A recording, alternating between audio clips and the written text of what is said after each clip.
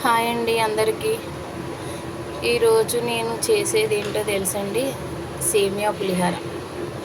సేమియా పులిహోర చేద్దామని ఇవాళ నేను స్టార్ట్ చేశాను. ఇది మామూలుగా ఉప్మా అయితే తినరు. ఫస్ట్ టీ తాగాక స్టార్ట్ చేద్దామని టీ పెట్టా.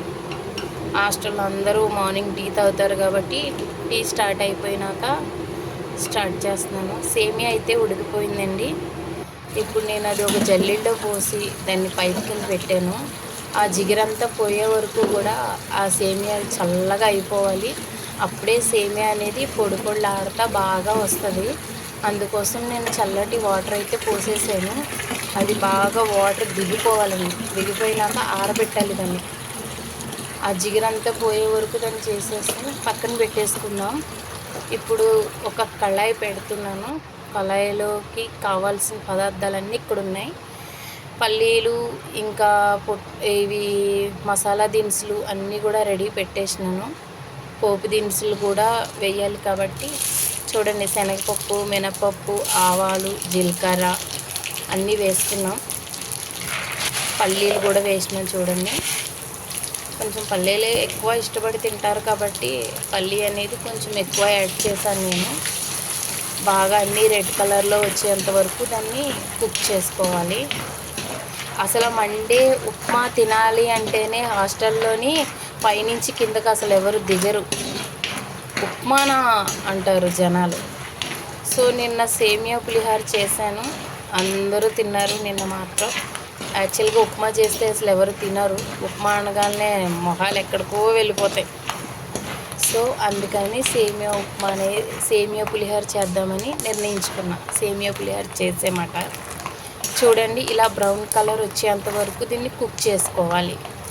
అన్నీ పచ్చివాసన పోయేంత వరకు, మంచి స్మెల్ వచ్చే వరకు దాన్ని కుక్ చేసుకోవాలి. చూడండి, ఒకవేళ మన ఇంట్లో చేసుకుంటే కనుక కూడా మనకి తక్కువ ఇంగ్రీడియంట్స్ పడతాయి కాబట్టి వేసుకోవాలి. ఇప్పుడు నేనైతే వెండిమిర్చి, పచ్చిమిర్చి కూడా వేస్తున్నాను. వాటితో పాటే వేసేస్తే అవి ముందనే మాడిపోతాయి కదండి. సో అందుకని వేయలేదు. అవి బాగా కుక్ అయిన తర్వాత వేసుకోవాలి. ఇలా వచ్చే వరకు వేపుకోవాలి. వేగిని చూసారా? ఇప్పుడు అందులో మనకు కావాల్సినంత పసుపు వేసుకోవాలి. నేను సాల్ట్ అయితే యాడ్ చెయ్యట్లేదండి, ఎందుకంటే నేను కలిపినప్పుడు సాల్ట్ అనేది యాడ్ చేస్తాను. ఇప్పుడు కొంచెం కరివేపాకు, చూసారా ఎంత ఫ్రెష్గా ఉండే కరివేపాకు మాత్రమే తీసుకోండి. చాలా స్మెల్ ఉంటుంది, చాలా బాగుంటుంది.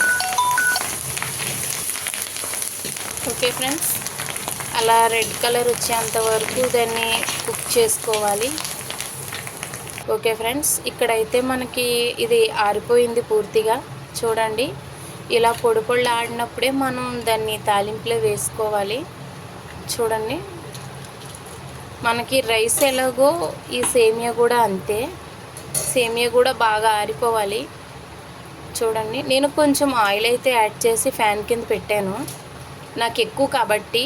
సో మీకు తక్కువైతే అవసరమే లేదు, తక్కువ క్వాలిటీ చేసుకునే వాళ్ళకైతే అవసరం లేదు. నేను దాదాపు ఇది 4 కేజీల సేమియా వరకు చేస్తున్నాను.